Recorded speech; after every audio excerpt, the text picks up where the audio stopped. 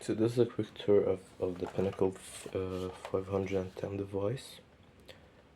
It can be used to capture analog sources from an S-video cable or from composite input, and it can also be used as a DV bridge. And the advantage of the DV bridge, it does not convert the DV signal. Your computer will be reading the DV video coming to this device without any quality loss, which is a great feature if you have a camcorder that uses FireWire and you do not have FireWire port in your computer. So the first step to use this device is to head over to their website, download the driver. Once you have downloaded the driver, you can just install it. So I'm just gonna skip this and I'm not gonna install it because I have already installed it. We just need to click next and just follow the instructions and install it. It's very easy. Okay.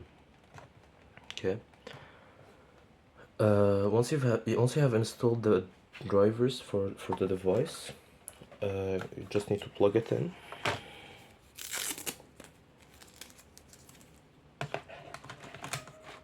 Just need to plug in the USB cable.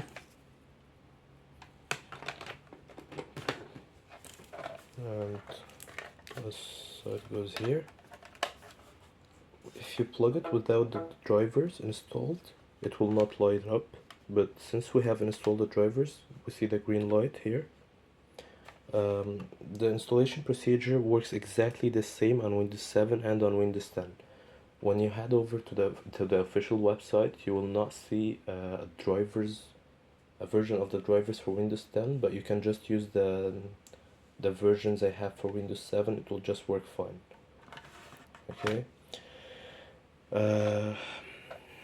Also, the software we're using here will work more or less on Windows 10, but on Windows 11 things may get a little bit trickier. Your mileage may vary if you're using Windows 11. So yeah, once you have plugged in the device and you have the green light, the first thing is you need to set the input of the device because it has two video inputs. So you're gonna use something called the crossbar thing, which I got from Digital Fac. So you just need to select the crossbar to select the standard. I'm gonna be using the device to digitize a PAL signal. Apply. Okay. And I'm gonna be using as video, so I'm gonna change this to video as video in. Okay. And we can just close the application. Now you can launch virtual loop. Virtual loop. You can, once you've launched the virtual loop, you can just capture AVI option.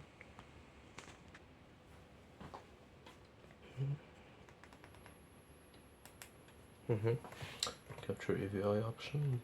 Pick your device, the Pinnacle device here, and you can adjust a few things. Let me plug in the source. So first of all, we're gonna insert the tape, play it. I'll take the cable coming, the S-video cable coming from the VCR, and plug it in. Okay.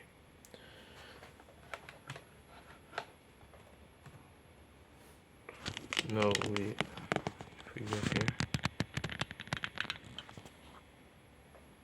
use video, we'll switch to preview,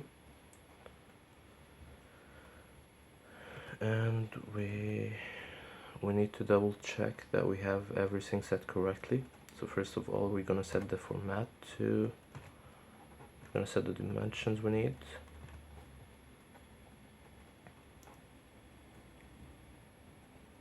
Okay, we're gonna enable audio capture. Make sure to have audio capture enabled, and obviously we're going to plug the audio here, so we need to plug in the audio cables as well.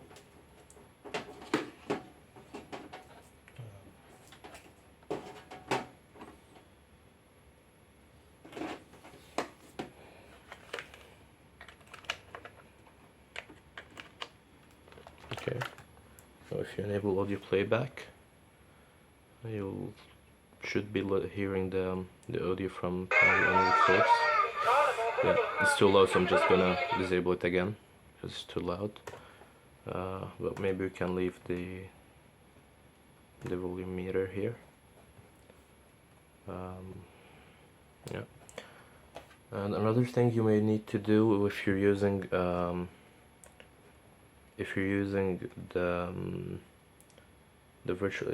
virtual dub, is you want to go to capture filter. I'm sorry, not capture filter. Capture pin.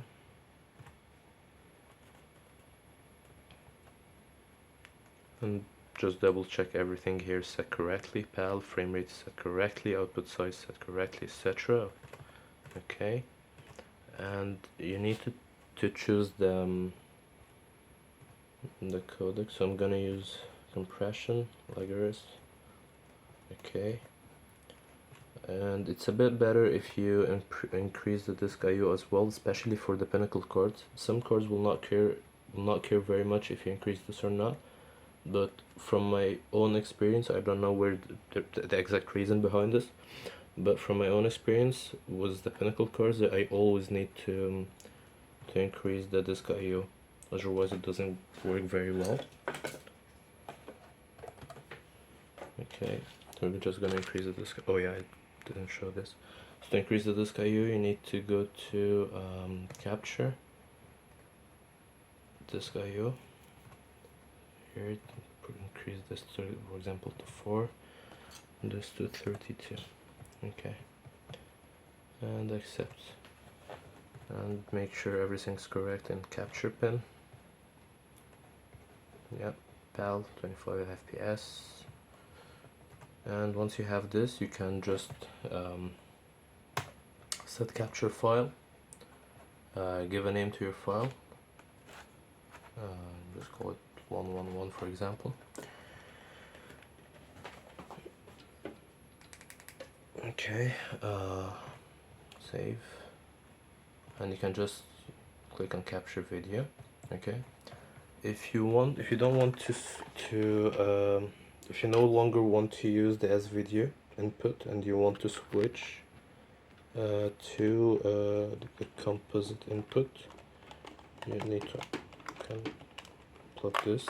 For example, if you have two different devices and you're no longer using the S video device, you want to switch back to S video to the composite in, all you need to do is just to plug in composite, use crossbar thing again, and